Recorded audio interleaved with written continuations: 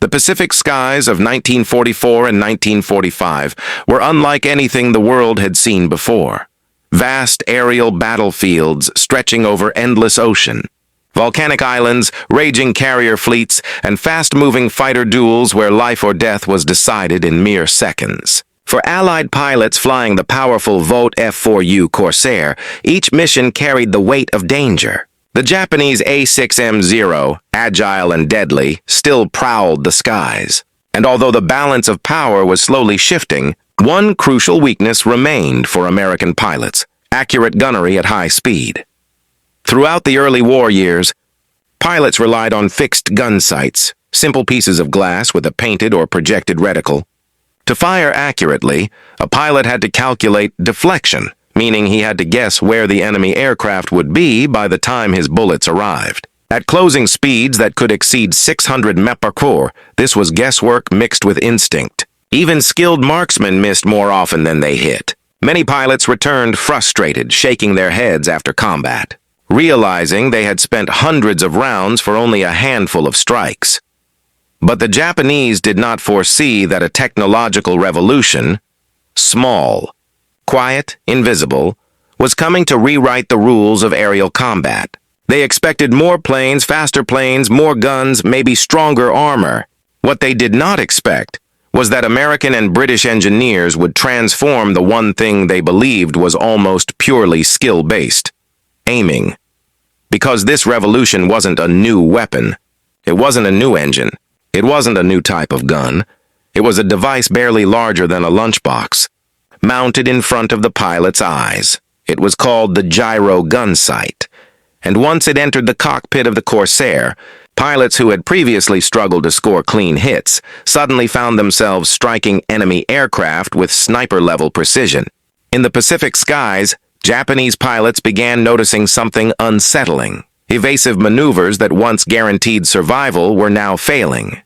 American bursts were shorter, more controlled, and far more lethal. The Japanese had been caught off guard, not by overwhelming numbers or brute force, but by a mathematical leap in aiming technology. To understand why this was such a dramatic change, imagine being a Corsair pilot before the Gyro Gunsight. You spot a zero crossing your path at high speed. You bank hard, line up your fixed sight, and try to lead the target. You squeeze the trigger and watch bright tracers streak across the sky, but the zero slips away because your estimate was off by fractions of a second.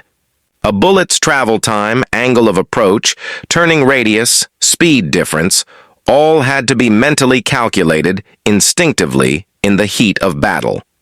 Even ace pilots had trouble. Now imagine doing this while pulling G-forces, dodging enemy fire, and managing a temperamental aircraft. When the Gyro Gunsight finally arrived, it eliminated that guesswork. It used gyroscopes to factor in aircraft movement and a wingspan to distance scale, allowing the sight to automatically calculate lead. All a pilot had to do was dial in the enemy aircraft's wingspan, keep it framed in the sight, and the reticle would move, showing exactly where to fire. For a Corsair pilot, this felt like magic. It turned what had once been a chaotic, adrenaline-fueled spray-and-pray approach into calm, cold-blooded marksmanship. Veteran flyers were stunned by the difference. New pilots quickly discovered that with proper training, they could achieve hit ratios previously seen only among elite aces. It was as if the cockpit had been upgraded with a built-in mathematician whispering, "Aim here! Fire now!" Meanwhile, from the Japanese perspective, the change was baffling. They had built their early war tactics around agility and close-range dogfighting, knowing Allied pilots struggled with accurate deflection shooting. Japanese doctrine assumed that if they forced tight-turning battles, their pilots, trained with extreme discipline, would prevail. But once Corsair pilots gained long-range, high-accuracy capability, those assumptions fell apart. Suddenly, American pilots no longer needed to enter risky turning duels. They could strike from safer angles, land accurate bursts, and break away before the zero could respond. The psychological impact was just as dramatic as the tactical one. Stories spread within Japanese air units that the Americans must be cheating or using some unknown trick.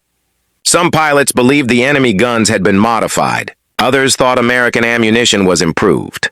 But very few understood the real cause, a small technological edge hidden inside a gun sight, quietly turning average shooters into lethal hunters. This is what made the Gyro Gunsight so powerful. It wasn't a visible change. Unlike a new aircraft model or an upgraded weapon, the Japanese couldn't see it. The Corsair looked the same. The guns were the same. But the performance was not, and by the time Japanese intelligence realized something had changed, it was too late to counter it. The introduction of the Gyro Gunsight into the Corsair's cockpit marked the beginning of a new era in aerial warfare, an era where computer-assisted targeting would become just as important as speed, firepower, or pilot skill. And this is only the beginning of how the Corsair's transformation into a skyborne sniper unfolded. The Gyro Gunsight did not appear suddenly on the Corsair's dashboard as a miracle of war. Its journey was one of experimentation, frustration, engineering breakthroughs, and quiet determination by minds who understood that wars are often won not only by strength, but by precision. To truly understand how it transformed Corsair pilots into skyborne marksmen, we must step behind the curtain, into laboratories, workshops, testing ranges, and the minds of the engineers who designed this invisible weapon. The earliest seeds of the Gyro Gunsight were planted in Britain. As the Battle of Britain raged in 1940, Royal Air Force pilots faced the same problem American pilots would later encounter. Hitting a fast-moving target demanded near-impossible guessing skills. Fixed sights required pilots to lead the enemy fighter using intuition and experience, skills that only a fraction of pilots mastered. Losses proved that skill alone would not be enough to win the war. A small group of British scientists began exploring a radical idea. What if a gun sight could think? What if the machine itself could calculate lead? This concept evolved into the first operational gyro gun sight, known as the GGS Mark IV, and later the improved Mark II. Built around a spinning gyroscope, the sight measured the turn rate of the aircraft.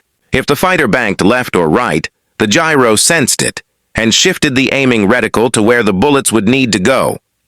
For the first time in aviation history, a sight did the math.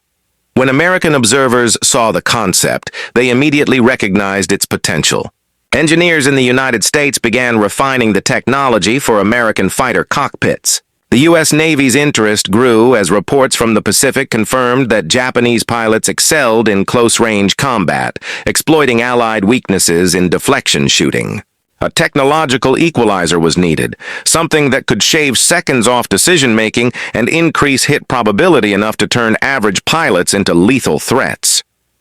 American versions such as the Mark 14, Mark 18, and the 4 Army K-14 improved clarity, brightness, and durability for harsh carrier environments. The new units were compact, placed directly in the pilot's line of sight, and illuminated so they could be used in low light or against sun glare reflecting from ocean waves. The device did not obstruct vision. Instead, it enhanced it, projecting a moving, glowing aim here cue that danced across the glass. Installing the Gyro Gunsight in the Corsair was more challenging than one might assume. The F4U was not a calm machine. It shook, roared, and strained like a living creature. Carrier landings, high-G maneuvers, rapid dives, and supersonic wind blast tested the limits of cockpit equipment. Engineers had to secure the sight so it would remain stable, accurate, and readable even as the Corsair bucked through the sky. Power integration, vibration damping, and alignment checks became essential steps before deployment. Then came the next challenge, teaching pilots to trust it. For pilots who had spent years training with fixed sights, the idea that a moving reticle could be more accurate felt unnatural, almost wrong. The instinct was to center the enemy aircraft in the middle of the sight and fire. It took discipline to learn that the moving reticle, not the fixed one, was the true crosshair. Flight instructors began developing exercises, first on ground trainers, then in two-seat aircraft, to demonstrate its reliability. A typical training drill went like this. A pilot would fly in formation behind a target aircraft towing a fabric banner. At first, he would attempt hits using his old methods, short bursts, small lead estimates. The results were usually scattered misses. Then, the instructor would activate the gyro gun sight, teach the pilot to dial in the target's wingspan, and wait for the reticle to settle. The same pilot, often on his very first attempt, would score a burst that ripped neatly through the banner. The reaction was always the same: surprise, disbelief, then a slow smile, the realization that the aircraft had just become deadlier. But the true measure of success came not in drills, but in the unforgiving sky over the Pacific. As gyro-equipped Corsairs left their carriers and island airfields, the difference became impossible to ignore. Pilots reported returning from missions with fewer bullets expended and more confirmed hits. Squadron gunnery logs reflected rising kill ratios. Where a typical pilot might once expend hundreds of rounds to down one aircraft, now far fewer were needed. Still, the gyro gun sight did not remove the pilot from the equation. It enhanced him. To use it effectively, he needed to understand wingspan scaling, target framing, and controlled bursts. The sight gave him guidance, but discipline and decision-making were still required. The pilot remained the hunter. The sight was simply the sharpened spear. By late 1944, the sight was being installed more widely in frontline Corsair units. The U.S. Navy and Marine Corps began equipping fighter squadrons aboard carriers and Pacific Island bases. Word spread from pilot to pilot, squadron to squadron, that a new sight was changing the way engagements played out. Pilots who at first resisted now requested it by name. Flight surgeons noted an unexpected benefit. With pilots no longer straining so intensely to calculate lead, mental fatigue decreased. Accuracy increased not only because of better math, but because the pilot could focus on flying, positioning, and surviving. Meanwhile, Japanese intelligence officers, analyzing combat reports, were puzzled by the shifting data. There was no sudden increase in American aircraft numbers, no drastic jump in aircraft performance. Yet the percentages of Japanese fighters lost and damaged began creeping upward. Surviving pilots described being hit earlier in engagements, often before the dogfight fully developed. Some swore the Americans were somehow seeing more clearly. Others suspected improved training or secret ammunition types. Almost nobody realized the truth. The Americans had changed the sight, not the gun. The Japanese had always valued pilot skill as the heart of their air superiority. The idea that technology could level or even reverse this advantage was uncomfortable. Yet that is precisely what was happening. An Allied pilot with modest natural talent, the gyro gun sight could outperform a highly skilled Japanese veteran relying on instinct. This was the silent shift, a revolution happening inside the cockpit glass, invisible to enemy eyes, but devastating in effect. As 1945 approached, one thing was becoming clear to every Corsair pilot who used the new sight. With the gyro gun sight installed, the aircraft felt complete, its speed, firepower, and ruggedness now matched with the precision it had been missing. The stage was set for a dramatic change in how air combat in the Pacific would unfold. When the first wave of U.S. Marines reached the black beaches of Iwo Jima, they expected resistance, gunfire, explosions, chaos. But the moment their boots hit the volcanic sand, there was nothing. No gunshots. No artillery. No enemy in sight. Some Marines began to believe that the days of naval bombardment had wiped out the Japanese defenses. But deep beneath their feet, hidden in the labyrinth of tunnels, General Kuribayashi was waiting. He watched as thousands of Americans crowded the beach, trapped between the sea and steep volcanic terraces, exactly where he wanted them. Then, at 9:02 a.m., the island erupted. Machine guns, mortars, and artillery opened fire all at once, turning the beach into a nightmare. Marines were cut down in seconds. The volcanic ash acted like quicksand. Soldiers sank with every step, unable to run, unable to take cover. Tanks stalled as their treads churned in the soft sand. Landing crafts were hit before they could unload. It was a kill zone, engineered with terrifying precision. And yet, the Marines didn't break. They crawled forward inch by inch, dragging wounded comrades using shell craters for cover. Flamethrowers and demolition teams fought to clear bunkers, only to discover that the tunnels allowed the enemy to vanish and reappear elsewhere. Every position captured seemed to come alive again with gunfire. There were no safe places on Iwo Jima. Days turned into weeks. The Japanese defense was relentless. No retreats, no surrenders. But the Marines were equally unyielding. Through grit, exhaustion, and unimaginable loss, they continued the push. Then came the moment that would echo through history. On February 23, 1945, after a brutal battle up the slopes of Mount Suribachi, a group of Marines planted the American flag at the summit. As the flag rose, the men below erupted with cheers. Ships' horns roared across the sea. It was a moment of pride, hope, and brotherhood. An iconic photograph taken later that day would become one of the most recognized images in the world, a symbol of courage, paid for with blood, but the battle was far from over. For more than a month, fierce combat continued across the island. The Japanese fought to the final breath. Nearly 21,000 defenders were killed. Only a few hundred were captured alive. The Marines suffered terribly too. Over 26,000 casualties, including nearly 7,000 killed. Iwo Jima became the only battle in the Pacific where American casualties exceeded Japanese. And yet, the island they paid so dearly for saved lives. In the months that followed, over 2,400 crippled U.S. bombers made emergency landings on Iwo Jima. Each landing meant crews who survived instead of being lost at sea. Families back home would never know how close they came to heartbreak. Because of this small island bought with sacrifice. Iwo Jima wasn't just a victory. It was a testament to valor, endurance, and the unshakable spirit of those who fought. A battlefield carved into memory, a legacy of courage that the world will never forget. The raising of the flag on Mount Suribachi ignited hope across the island, but the fight for Iwo Jima was only the midpoint of a larger storm gathering in the Pacific. The island was secured, but the war machine did not stop to breathe. Ahead lay a battlefield that would dwarf even Iwo Jima, Okinawa, the last step before the Japanese mainland itself.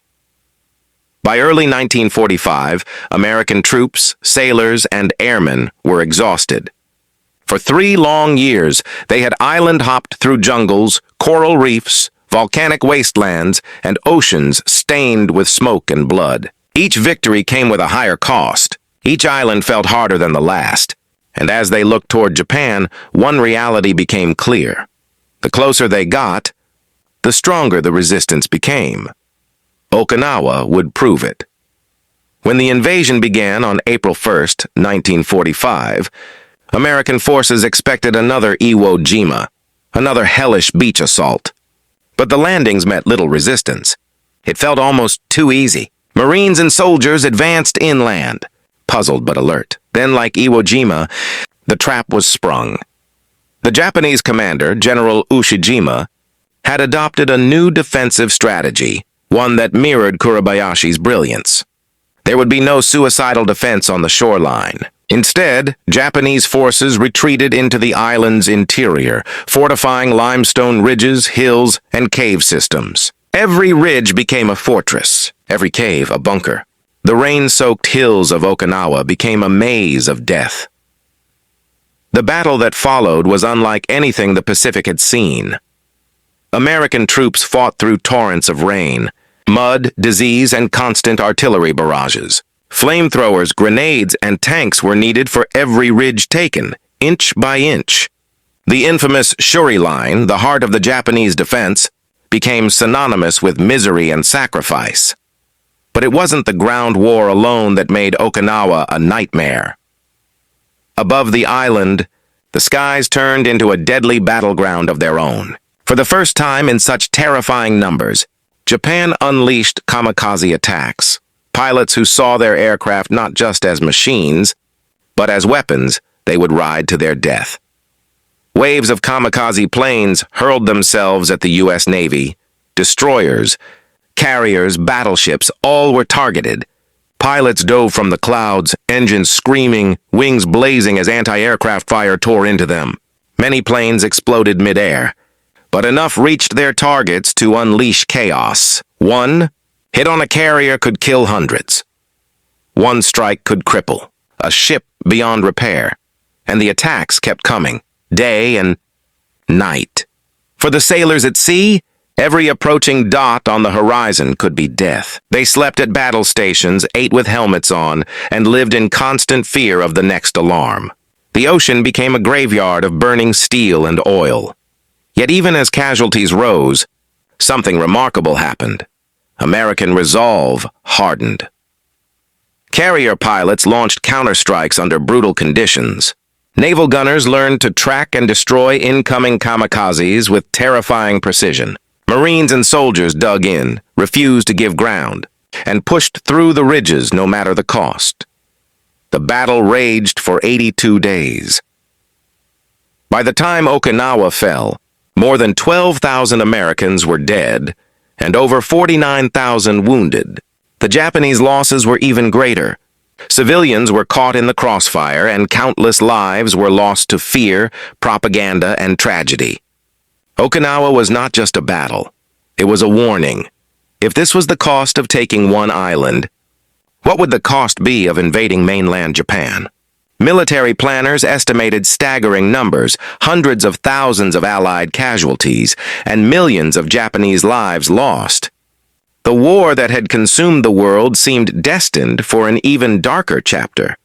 But in the shadows of this devastation, a silent race was underway, one that would change history. A weapon was being completed that promised to end the war in a single, terrible moment. For the men who fought through Iwo Jima and Okinawa, who saw friends fall beside them, who carried the weight of survival and memory, the hope was simple. Let this end soon. Let no more islands be paid for with the blood of an entire generation. Ahead lay the final decision, one that would shake the world, rewrite history, and forever change the nature of war. The war in the Pacific was approaching its last, most fateful chapter. The brutality of Okinawa forced leaders across the Pacific to confront a chilling truth. If the war continued on its current path, the world would witness devastation on a scale never seen before.